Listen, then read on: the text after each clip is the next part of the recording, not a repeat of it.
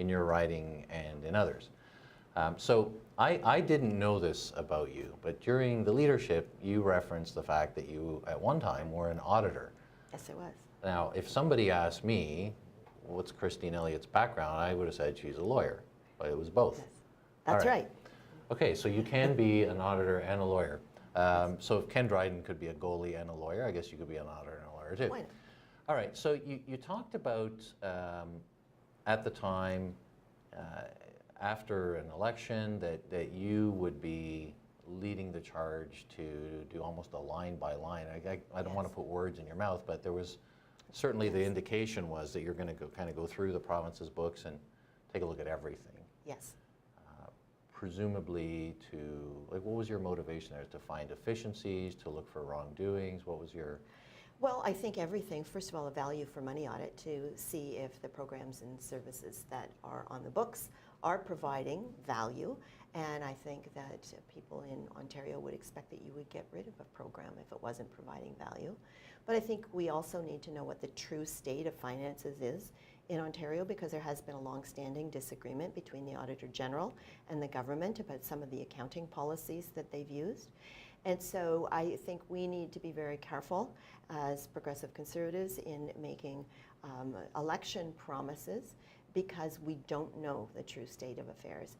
And we need to have an auditor go in and do that analysis, because nobody likes a government that comes in and says, well, we wanted to do this, but then we found out everything was a lot worse than we thought it was.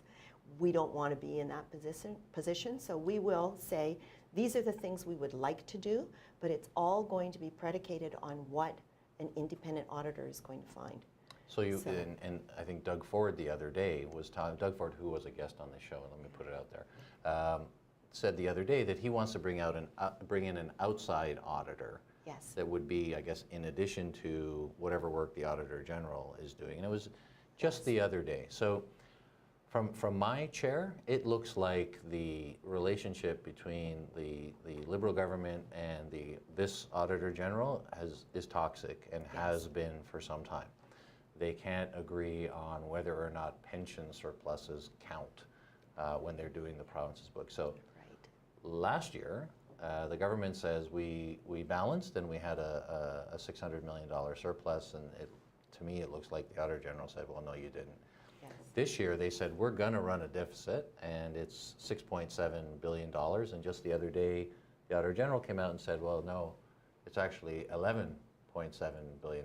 Yes. It's almost double what you said it would be, and the government counters with, well, that's because your approach is wrong, and she says, well, your approach is wrong.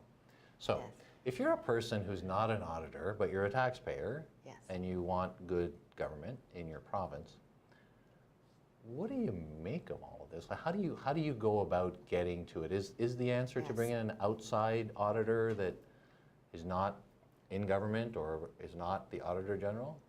Well, first let me say that I think the Auditor General is doing a fantastic job. And if I had to choose between her view of things and the Liberal government's, I would certainly choose hers, because she is bringing in a truly objective view to the situation. But she can't audit everything in government all at once. And I think it's really important to bring someone in or have someone do an audit of all of the government programs and services and give their opinion about the state of affairs, because I think people in Ontario are feeling uncomfortable about where things are financially, but they don't really know where to go with it.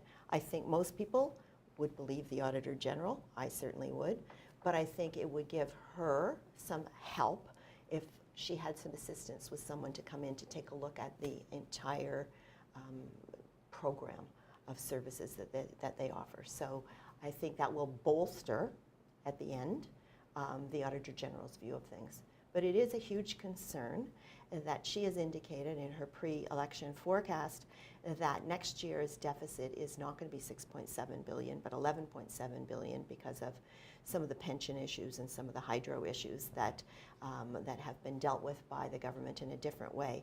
But I think if we take a look at where things are going over the next few years, by 2021, our debt, which is now about 313 billion, it seems to go up about $1 billion a week, is going to be close to $400 billion By 2021? by 2021. Well, if it'll be under that by 2021, but if the Liberals get into power again, it'll be in their next mandate, it'll hit over 400 billion. And that is frightening. That means that when you take a look at the deficit and debt to GDP ratio, it's going to be at 40.1%, which is the highest in Ontario's history. And that is in a situation where it doesn't need to be now. We've gotten over the worst of the recession. We should be looking at things in a fairly good light in Ontario right now. There's no need for this, but it's just this spending that just goes on and on and on right now, in my view, to get votes. That's not okay. Yeah, so they